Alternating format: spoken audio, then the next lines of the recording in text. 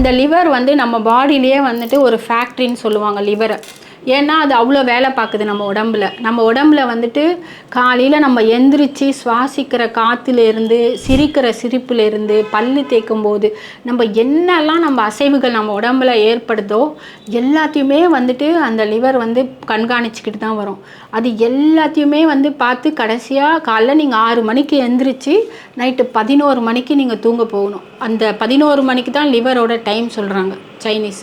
So அந்த 11 மணிலேருந்து 3 மணி வரைக்கும் கால் பிளடர் அண்ட் லிவர் ரெண்டும் ஒரு பேர் எல்லாத்தையும் பிரிக்கும். நம்ம காலையில் சொன்னல சிரிக்கிறது, அழறது, பல்லு தேய்க்க எல்லாத்தையுமே வந்து பிரிச்சுட்டு அது எது நம்ம உடம்புக்கு தேவையோ அதை எடுத்துக்கிட்டு தேவையில்லாததெல்லாம் ஒதுக்கி விடுற நேரம் தான் நைட்டு 11லேருந்து 3 வரைக்கும். ஸோ அந்த டைமில் வந்து லிவர் ஒர்க் பண்ணுற நேரத்தில் வந்து நம்ம வந்து லிவரை டிஸ்டர்ப் பண்ணக்கூடாது. அப்போ என்ன பண்ணணும் அப்படின்னா நம்ம படுத்து தூங்கும் பொழுது அந்த லிவர் வந்து தன் வேலையை தானே பார்க்கும். அப்போது 3 மணி வரைக்கும் அது வேலை முடிச்சிட்ட உடனே நீங்கள் 3 மணிக்கு மேலே எழுந்து என்ன வேலை வேணால் பண்ணலாம். ஸோ இந்த மாதிரி டெய்லியும் நீங்கள் 11 to 3 வந்து தூங்கினா உங்களுக்கு வந்து கல்லீரலில் ஒரு பாதிப்புமே வராது. இன்கேஸ் இப்போ நைட் ஷிஃப்ட்லாம் பண்ணுறவங்களுக்கு வந்து கண்டிப்பாக வந்துட்டு நிறைய ப்ராப்ளம் வருது ஃப்யூச்சரில்.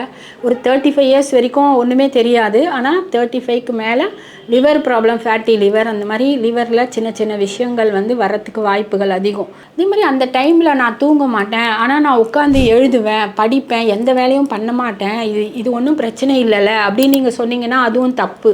கண்ணுக்கு வந்து எஸ்பெஷலி எழுதுறதோ படிக்கிறதோ இல்லை வேறு ஏதாவது டிவி பார்க்குறது, ஃபோன் பார்க்குறது எதுவுமே பண்ணாதீங்க. அது எல்லாமே வந்து நம்ம கல்லீரலை தான் பாதிக்கும். அதுக்கப்புறம் வந்துட்டு ஆல்கஹால் யூஸ் பண்ணாலுமே வந்து லிவருக்கு வந்துட்டு ரொம்ப பாதிப்பு ஏற்படுத்தும்.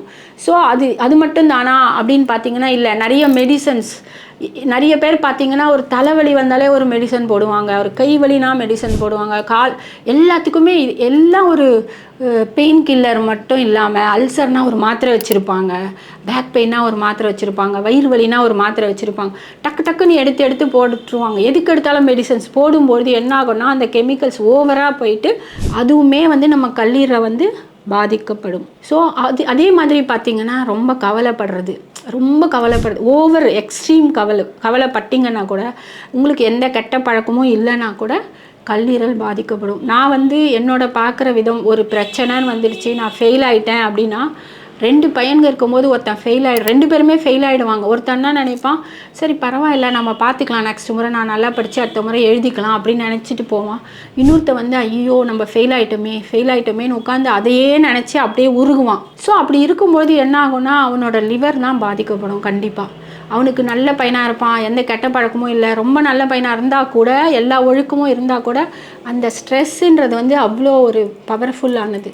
அது அப்படியே உருக்கி எடுக்கும். அது வந்து அவனுக்கு வந்துட்டு கண்டிப்பாக லிவர் ப்ராப்ளத்தை க்ரியேட் பண்ணும். கல்லீரல் உங்களுக்கு வந்து நல்ல முறையில் இருக்கணும்னு நினச்சிங்கன்னா, கல்லீரல் வந்து பாதிப்படையக்கூடாதுன்னு நினச்சிங்கன்னா நீங்கள் வந்துட்டு செய்யக்கூடியது வந்துட்டு கவலைப்படுறது வந்து இருக்கக்கூடாது. அந்த ஸ்ட்ரெஸ்ஸுலேருந்து வெளியே வர்றதுக்கு பார்க்கணும்.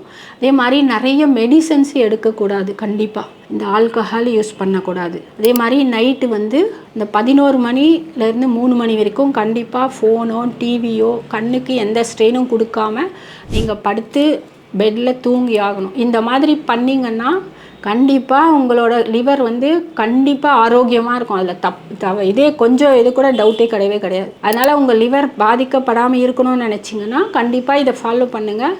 உங்கள் லிவர் வந்து ஹெல்த்தியாக இருக்கும்.